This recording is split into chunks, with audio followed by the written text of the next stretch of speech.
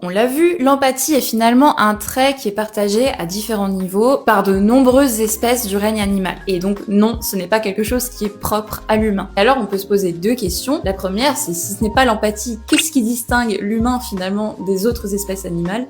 Et la deuxième question, c'est si on est autant d'espèces à partager ce pouvoir empathique, à quoi ça sert? Et c'est sur cette dernière question que je vais m'attarder aujourd'hui. Le niveau d'empathie qui est le plus répandu dans le règne animal, c'est la contagion émotionnelle. C'est le niveau le plus simple, c'est-à-dire la capacité à imiter une émotion, à comprendre l'émotion de l'autre. C'est notamment un niveau d'empathie qu'on retrouve chez les corvidés ou les poissons. Et après, les niveaux de plus en plus complexes d'empathie, donc la capacité à pouvoir consoler, voire même de venir en aide à un congénère, ça se développe un peu plus, d'après les observations des chercheurs, chez les espèces sociales un peu plus évoluées, donc notamment les mammifères. Ce qui veut dire que les niveaux d'empathie se sont développés et complexifiés au fil de l'évolution. En simplifiant, hein. C'est donc un trait évolutif. Et qui dit trait évolutif dit souvent survie de l'espèce.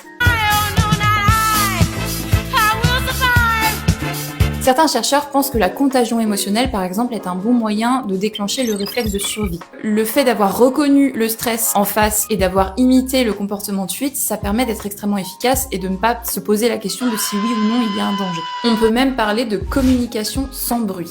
Et après, chez les espèces sociales où les niveaux d'empathie sont plus complexes, il y a d'autres hypothèses qui sont aussi liées à la survie de l'espèce finalement. La première, c'est le soin aux petits. C'est-à-dire que, bah oui, plus vous êtes touché par les émotions des jeunes, des petits qui expriment un stress ou un besoin, plus vous allez être attentif à prendre soin du petit, à le protéger et donc à assurer son développement, sa survie et donc in fine la survie de l'espèce. Et la deuxième hypothèse, c'est une hypothèse de cohésion sociale, c'est-à-dire que dans les espèces où on vit en groupe, il est important de maintenir une bonne ambiance. Qu'est-ce que je fais?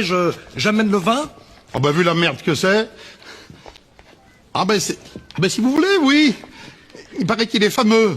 Faire preuve d'empathie, ça permet de régler des conflits, de réduire le stress et ça permet in fine de maintenir le groupe.